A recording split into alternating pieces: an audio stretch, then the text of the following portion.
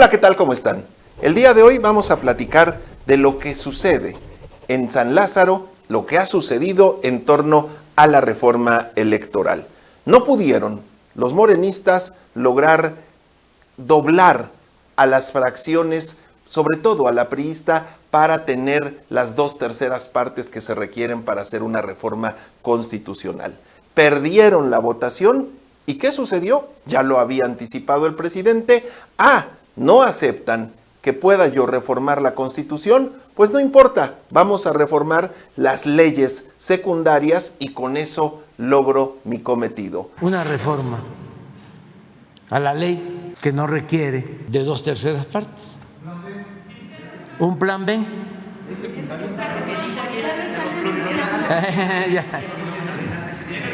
Hay cosas que no se pueden.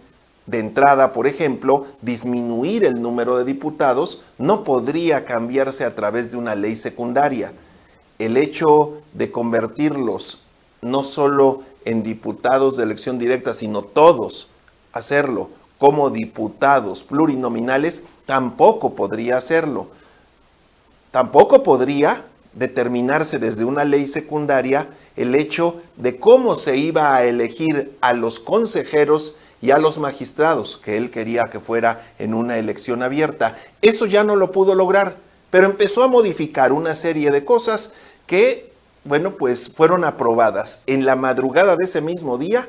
Cuando se dan cuenta que no pasa la reforma constitucional, en un claro berrinche como acostumbra el presidente, les manda el plan B para que se aprobara ese mismo día. Él no quería cargar con una derrota política y por lo tanto les ordenó a sus diputados que votaran los cambios sin pasar por todo el proceso legislativo que está enmarcado en un reglamento, el cual implica que una modificación a una ley tiene que pasar por una revisión, por una discusión, por todo un proceso que se lo brincaron, se lo pasaron por el arco del triunfo. Y entonces, en esa misma madrugada, lo aprobaron prácticamente sin ver, porque más de 200 hojas que contenían estas modificaciones, cuando se los entregan en el anochecer y en la madrugada lo aprueban,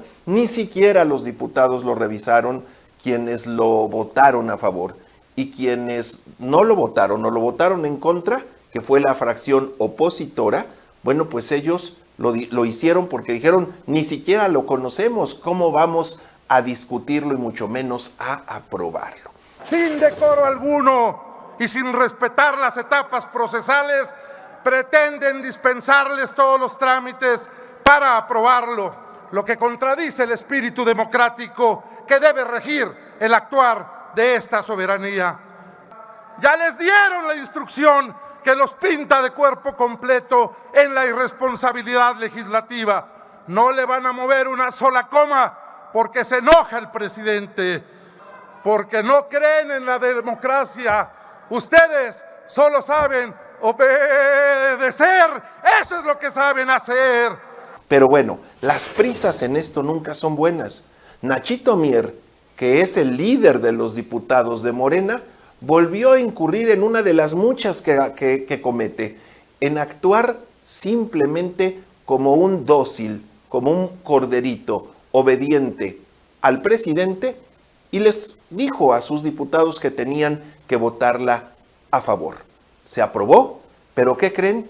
Que al día siguiente le dijeron al presidente, oiga señor, es que entre otras cosas, lo que ayer se aprobó fue, y le explican algunos cambios que beneficiarían a partidos pequeños que no lograran el porcentaje, pero aún así mantendrían su registro. Es decir, hicieron una ley a modo para beneficiar al Partido Verde y al Partido del Trabajo.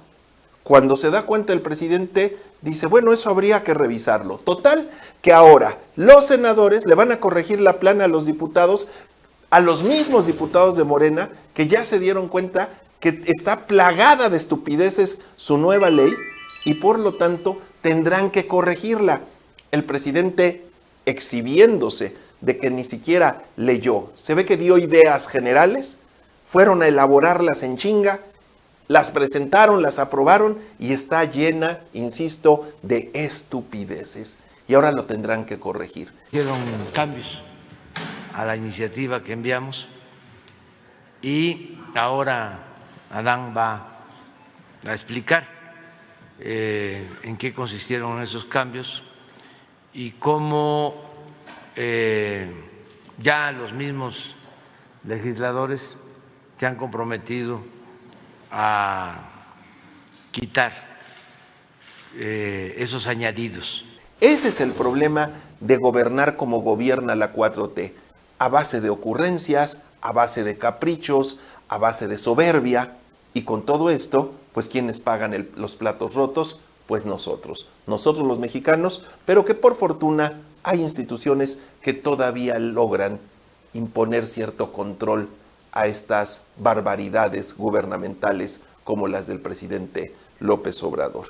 Y aún así también existe la posibilidad de que se impugne, de que se busque que esta aprobación de esta ley termine declarándose inconstitucional por la Corte, que hay muchos antecedentes de casos similares o casos parecidos a lo que se vivió esa madrugada en San Lázaro, que han logrado determinar la inconstitucionalidad de la ley. ¿Será cuestión de los ministros? Sabemos que López Obrador tiene un bloque de incondicionales dentro de los ministros porque él los nombró, y él cuando nombra a alguien les exige lealtad, les exige obediencia, y vamos a ver hasta dónde llegan estos ministros, pese a que claramente hay violaciones constitucionales. Habrá que esperar, pero lo que pasó esta semana en San Lázaro es lo que refleja plenamente a un gobierno impositivo, un gobierno soberbio, un gobierno cerrado y un presidente cuyos cabales no están en su lugar. Vamos ahora a esperarlo y a seguirlo platicando aquí en Zona Cero.